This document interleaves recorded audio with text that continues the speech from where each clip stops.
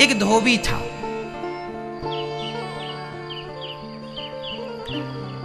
वो अपने गधों को चराने ले जाता था जंगल। उसका गधा जंगल ले गया।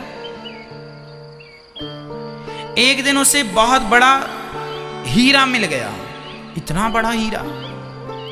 लेकिन वो धोबी था, उसे हीरे की कोई पहचान तो थी नहीं, तो उसने हीरे को भी पत्थर की तरह उठा लिया। अरे चमकदार पत्थर है। और उसने रस्सी से उस हीरे को बांधा और गधे के गले में लटका दिया।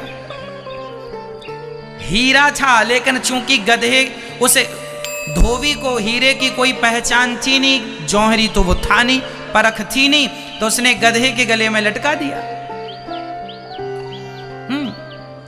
और गधे को नहवाए साबुन से तो उसी हीरे से घिसता है गधा, ले धुल रहा है गधे को हीरे से। क्यों हो रहा है? क्योंकि उसे उस हीरे की वैल्यू, उसी तरह आपको भी सत्संग की वैल्यू नहीं पता, इसलिए सत्संग में आकर भी कोई कुछ कर रहा है, कोई कुछ कर रहा है।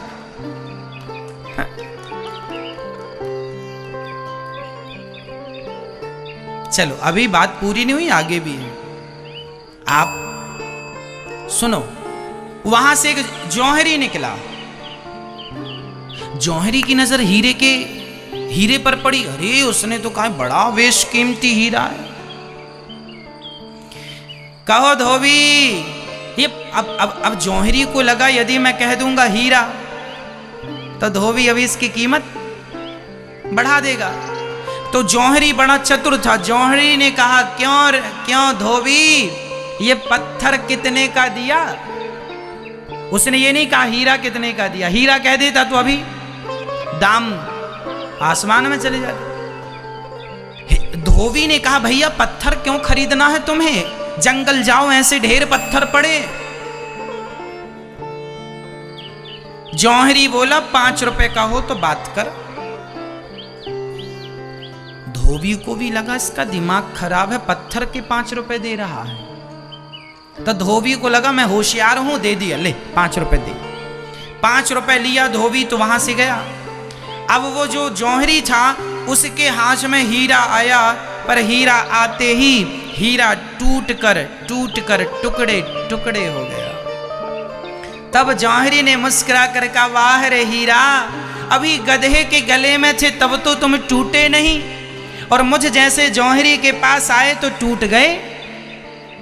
तब उस हीरे ने, टूटे हुए हीरे ने कहा भाई जौहरी, गधे के गले में इसलिए नहीं टूटा क्योंकि उस धोबी को पता ही नहीं था कि मेरी कीमत क्या है।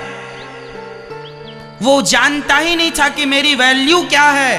पर तुम तो जानते थे ना, जौहरी हो, तुम्हें तो पता था कि मेरी कीमत करोड़ों की है, पर तुमने फिर भी मेरी कीमत केवल 5 रुपए आंकी। तो तुम जैसे ज्ञानी भी जब मेरी कीमत ये लगाएंगे, मेरी बोली ये लगाएंगे, तुम जैसे समझदार भी, मेरे जानने वाले भी जब मुझे 5 रुपए का आंकेंगे तो मैं टूट कर तो टुकड़े टुकड़े हो ही जाऊंगा। इस कथा से मैं आपको ये समझाना चाहता हूं कि अमेरिका के लोग राम राम नहीं जपते, कोई बात नहीं। पाकिस्तान के लोग कृष्ण कृष्ण नहीं जपते, कोई बात नहीं। चाइना के लोग नाम नहीं जपते श्रीमन नारायण, कोई बात नहीं। वो नहीं जानते कि राम का महत्व क्या है, वो नहीं जानते कृष्ण का महत्व क्या है, वो नहीं जानते कि ऐसे जितने भी देश हैं, अमेरिका, जापान, लंदन, पेरिस इत्यादि, वो नहीं जानते कि राम क्या है, कृष्ण क्या है, नारायण क्या है। लेकिन भारतवासियों, तुम तो जानते हो कि राम नाम क्या है। अरे राम नाम की कीमत जानकर भी तुम अनजान बनोगे तो वो राम नाम रूपी हीरा तो टूट कर टुकड़े टुकड़े हो ही जाएगा ना। दुनिया के लोगों को नहीं पता कि राम नाम की कीमत क्या है। मैं बताऊं राम नाम की कीमत क्या है। एक नाम से पत्थर लिखकर पानी में डाला, पत्थर तैर गया।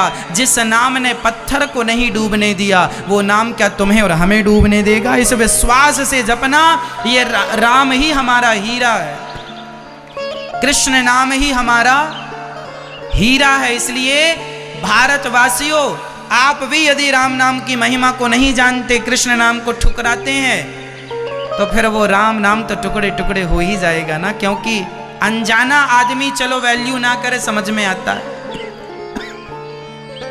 अमेरिका, जापान, लंदन इत्यादि चाइना के लोग राम राम नहीं जपते, कोई बात नहीं। वो जानते नहीं ना कि वो जौहरी नहीं है, वो राम नाम के जौहरी, वो कृष्ण नाम के जौहरी।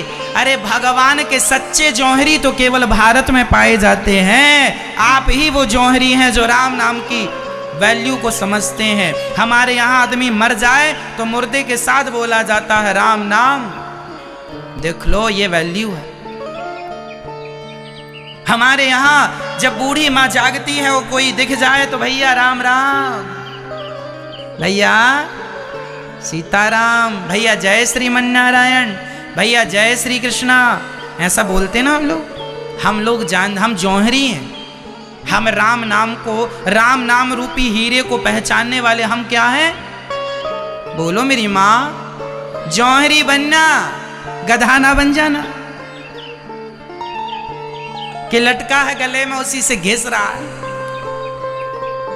पता ही नहीं राम नाम की वैल्यू। वीडियो पसंद आए तो लाइक और सब्सक्राइब करना ना भूलें। मिलते हैं अगले वीडियो में, तब तक के लिए राधे राधे।